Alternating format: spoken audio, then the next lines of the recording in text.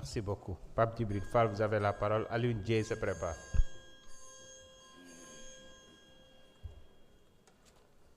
Assalamu alaikum. Merci beaucoup au vrai président de l'Assemblée nationale.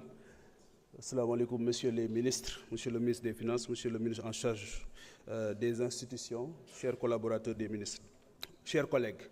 Monsieur le ministre, dama am ay yóbbante léegi nii notamment la situation des ex-travailleurs yi nekkoon dans les bases françaises. 162 employés civils directs et plus de 300 travailleurs intérimaires. Ils étaient en conférence de presse. Xam naa pareeguñ sax depuis 1 an ils courent derrière l'État. Je pense que c'est des engagements que l'État avait pris te dafay am incidence financière. Beneen bi mooy les indemnités des chefs de village. C'était 50 000 francs tous les 2 mois. Bon, ñu coupé ko depuis lors, ils n'ont pas d'explication. Ak rôle bi nga xamante ni ñoo ngi koy jouer dans les villages, je pense que loolu aussi ça mérite une réponse. Beneen bi mooy sur la commune de Sessène, au niveau de la commune de Sessène, sur 19 villages, monsieur le ministre, 11 ne sont pas électrifiés. 11 villages. ñëpp xam nañu électrification, je viens du monde rural, ñëpp xam nañu électrification rurale njëriñ bi nga xamante ni am na ko dans les ménages. Pas d'eau à campement Sessène, le poste de santé, au niveau du poste de santé, pas d'ambulance au niveau du poste de santé. Donc loolu aussi c'est un drame extraordinaire. Sur le plan des infrastructures, aujourd'hui au niveau de Thiadiaye, ma commune, les routes Thiadiaye-Fissel, Ndondol aussi jusqu'à Fissel aussi jusqu'à Ndondol, c'est plus que des routes pour yu nit di jaar dem ak ñëw, mais c'est aussi des pistes de production yoo xamante ni baax na ñu bàyyi ko xel bu baax. Il y a aussi la route Domb Ngrémé, foofu aussi jàpp naa ne mérité na ñu defar ko bu baax parce que aussi ñu bari ñoo koy jël jamono bu ci nekk. Thiadiaye Niomar, Sessène Niomar aussi c'est extrêmement important. Bëgg naa ñu soññ ci le ministre des infrastructures ba taxaw ci parce que encore une fois c'est de vieilles doléances yoo xamante ni boo xoolee DOB bu daaw ak bu ren pratiquement c'est les mêmes revendications qui reviennent. Toujours sur les filets sociaux, c'est la lancinante question aussi des bourses familiales. Dañ ne woon dañ koy évaluer parce que depuis 2013 la woon am na ñu ko doon jot, am na engagement yu ñu jëloon suñ ko waree yokk wala ñu war ko changer pour mu dem ci beneen population. Est-ce que ce travail a été correctement fait? Parce que aussi am na ay devoirs, c'est des droits, mais aussi il y avait des devoirs yoo xamante ni nekk na ci ginnaaw. Je pense que ne loolu aussi lu am solo la. L'hôpital de Mbour, suma collègue wax na ko léegi, honorable député, l'hôpital de Mbour jàmbat buy ñëw tout le temps la. Parce que population bi yokku na, hôpital bi attanatu ko.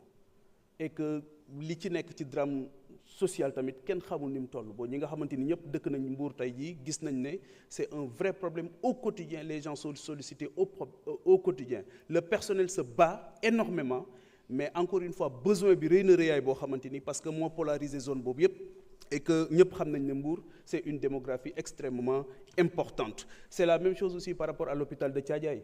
Avec may nuyu le directeur, avec un manager incroyable qui fait des choses remarquables, mais c'est toujours l'efficience qu'on lui demande. Faites beaucoup de résultats avec des moyens souvent dérisoires. C'est extrêmement difficile, d'autant plus que depuis plus d'une année, les fonds de dotation yi dem ci mairie yi ñëwuñu. Cela veut dire que li mairie bi doon war leen jàppale sax daanaka amu ko. Ils sont obligés de trouver des ressources additionnelles, mais les malades n'attendent pas parce que loolu aussi je pense que c'est bon à savoir. Et que lu ñu leen dimbali tamit doyul loolu c'est valable pour toutes les autres communes yi nga xamante ni dañu nekk dans le département de Mbour. Je pense que ne mérité na une attention particulière. Wax naa léegi le poste de santé de Sessène effectivement qui n'ont pas d'ambulance. Loolu aussi jàpp naa ne le ministre de la santé peut réagir rapidement au moins parce que c'est des problèmes yoo xamante ni li muy causé ci musiba kenn xamul ni mu toll. On peut ne pas avoir les mêmes problèmes. Mais ñoom ñi nga xamante ni ñoom ñoo koy dund au quotidien xam nañ ne loolu lu métti la loo xamante ni jot na ñu kii ko. Beneen bi monsieur le ministre foofu laay jeexale. Le Sénégal n'a pas un problème institutionnel. Institution moo permettre Pastef mu ñëw au pouvoir en 2024. Institution yu forte. Les institutions ne valent que par ce que les hommes et les femmes qui les animent en font. Donc le vrai problème il est économique. Et je pense qu'aujourd'hui daaw promettroon nañ ko aujourd'hui quel est le modèle économique du Sénégal. Fan la ñu bëgg a yóbbu Sénégal sur le plan économique. Je pense que répondre à ces questions-là dina permettre ñu def un bond parce que boo dégloo li député yëpp di wax c'est comme si depuis 2 ans rien n'a été fait et ce gouvernement avait promis du travail de la dignité humaine, le respect de la dignité humaine, et je pense que cela n'est pas à l'ordre du jour. Beneen bi mooy, monsieur le ministre, c'est sur une note personnelle. La bave du crapaud n'atteindra jamais la Blanche Colombe. yaa ma jàngal économie, xam naa la bu baax, nit ku baax nga, ku sell nga, ku bëgg lu baax nga, donc li ñu lay tuumal yëpp dara du ci dëgg, continuer sa liggéey, yàlla na la yàlla sàmm. Merci. jërëjëf honorable Alioune Dieye, vous avez la parole. Jacqueline Sagna se prépare.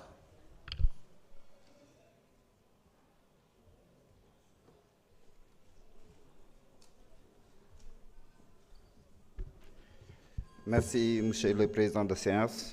ñu ngi lay nuyu di yóbbante su nuyoo si président Ousmane Sonko di wax ni teewaayam fii neex na trop di wax nag suñu hôpital yi manqué oxygène trop, donc na nit ñi delloo seen xel bala ñuy am crise cardiaque. Monsieur le ministre maa ngi leen di nuyu di leen ziar bu baax, mais di demander parce que dañu remonter information yooyu. ñu ni ndax dafa am structures yoo xam ni c'est des structures privées ou des partenariats PPP yi nga xam ni duñu contribuer sur le budget de l'État lu mel ne Afrique Pesage bëgg nañ xam contribution sur le budget de l'État ak lu mel ne Eiffage.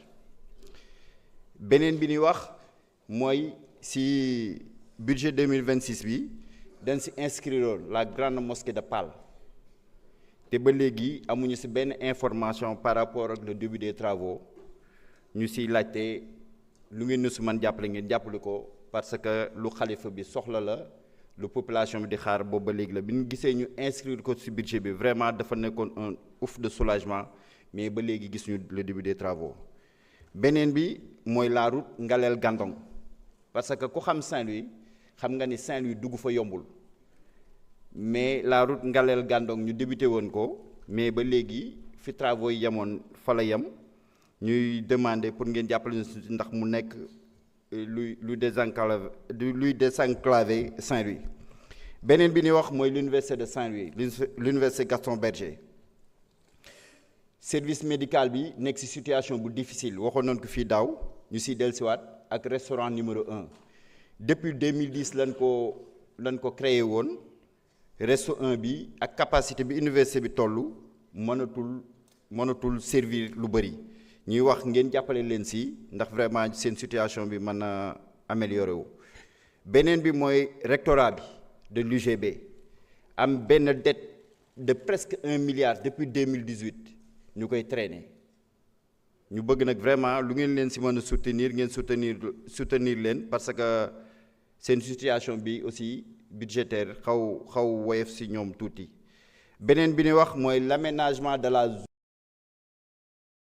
zone Djeri des communes de Fass et de Pâle, de Fass et de Gandon, parce que li ñu constaté mooy yàlla may nañ foofu suuf su bëri may nañ jant bu bëri may nañ jeunesse bu dul jeex, donc pauvreté bi fa nekk war na fa man dañ bu ci état bi jàppee ba nga xam ne développement dina am ci zone boobu.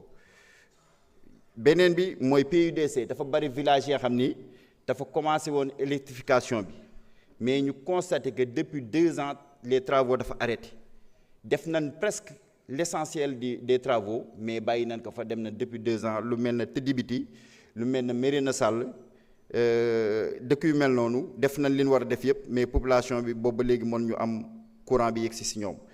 beneen bi mooy lekkal xaar yàlla de Saint-Louis.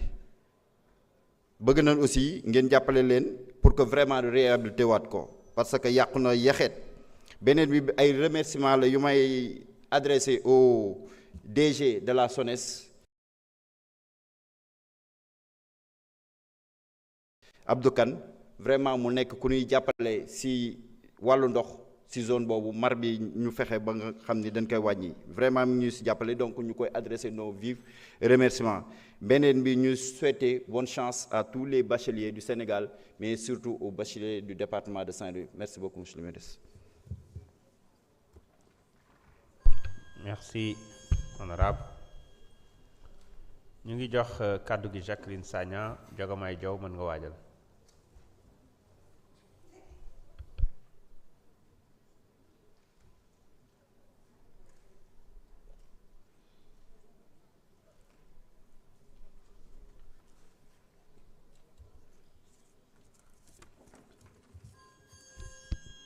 Merci, Monsieur le Président de l'Assemblée nationale, Monsieur le ministre de l'Économie, des Finances et du Plan, Monsieur les ministres et vos collaborateurs, honorables députés, chers collègues, chers invités, nuyu naa leen.